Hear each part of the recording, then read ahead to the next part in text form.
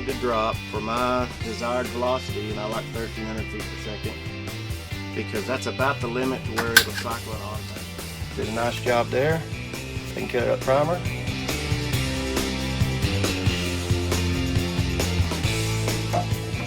And in here we'll see, I've got a bunch of loads we're going to be pattern testing, but these are the 4 that I've loaded so far. You'll see. Looks pretty good.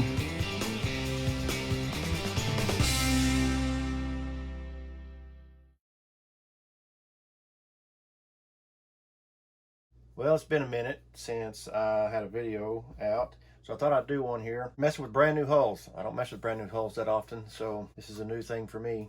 I ran across some Fiocchi 3-inch, the olive color. Kind of looks like drab green to me, but we're going to put some of these together. Show you a load that might have overlooked. It's a great duck load, decoy and duck load, and will definitely smash out to 40. So hang on just a little bit.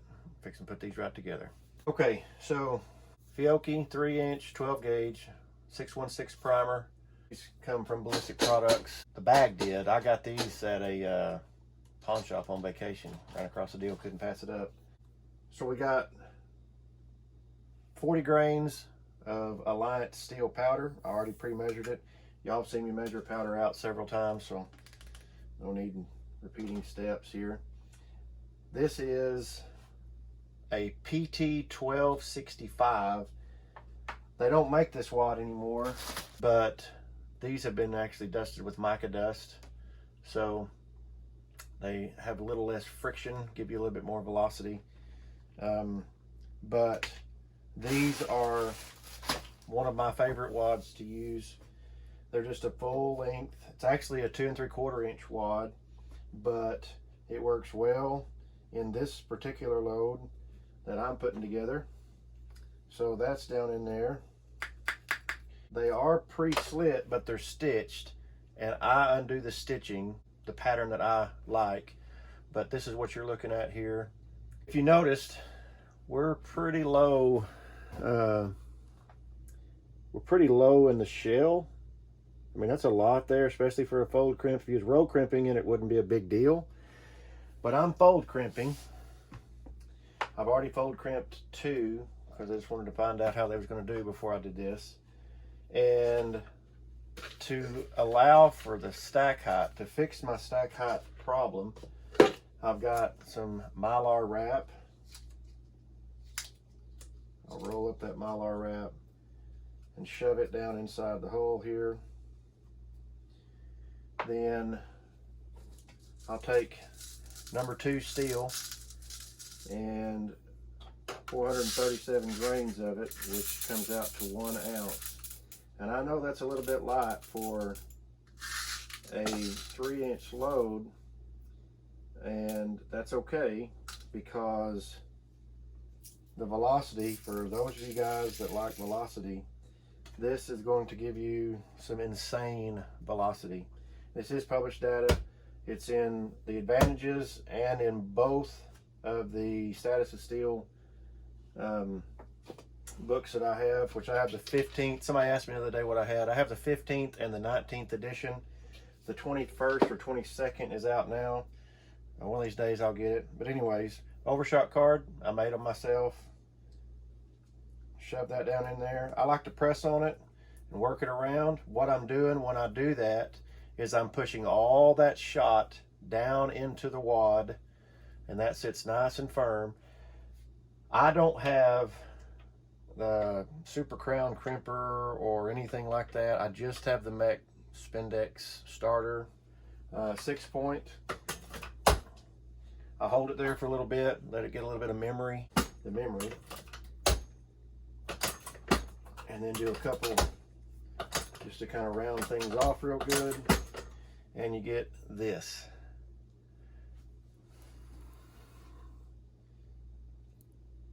You get a decent crimp, nice rounded edges. If you wanted it a little bit more, I mean, since I have it, you know, why not? I can stick it over here on the Mech 9000. It's set up for 2 3/4, so I'm not really pushing to go all the way down. I don't want to crush the shell. I just want to give it a little bit more of a radius. So that's one that you can put together. I've put together 2 off camera, but here's 3 of them that they've all crimped up nice. The crimps are nice and deep. I wouldn't have a problem with this. Velocity. What are we talking about on velocity? Well, this book here is, you can see it's well used. I have used the fire out of this thing. 3-inch Fiocchi, 40 grains of steel, PT 1265. Pressures are only 10.5, which is excellent.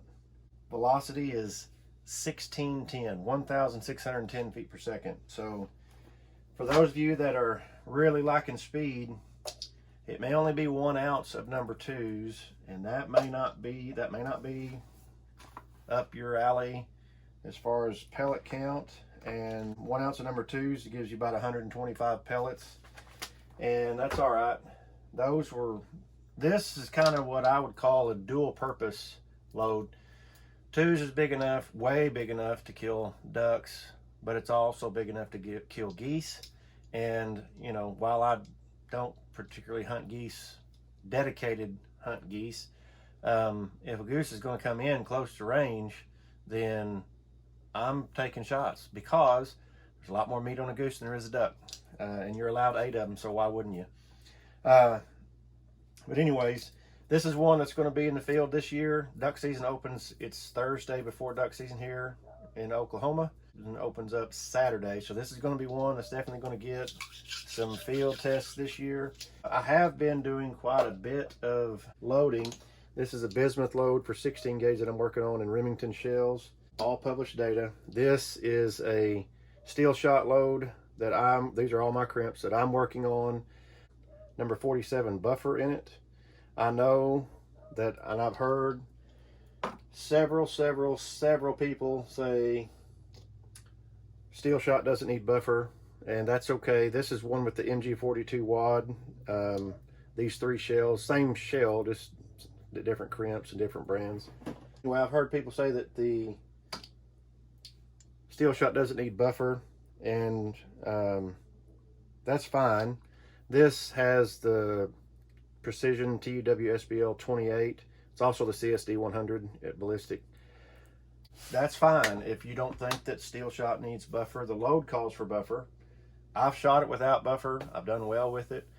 I just want to see for myself firsthand what it does out of my shotguns and my chokes, because what doesn't work for somebody may work for me, depending on, I mean, there's a lot of variables. Weather can play a factor, elevation can play a factor, all those kind of things. So those are coming up, and I'm gonna test them. That's about it for today. We just got three 3-inch, one that I loaded up right here for you.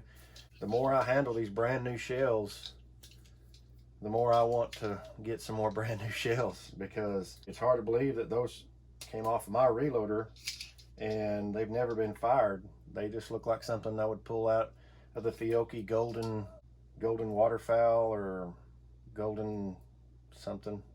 Is that right? Golden pheasant water duck loads. Anyway, we'll see how those do. I'll bring y'all along with me whenever I finally get to patterning. Just a little quick things. Hunting season's coming up. Some of the load testing and patterning stuff may be few and far between now and February. So, because when it's hunting season, if I have an extra moment, I'm gonna take advantage of it. Hunting season's too short to miss it. So anyways, y'all take care, and we'll see you in the next one.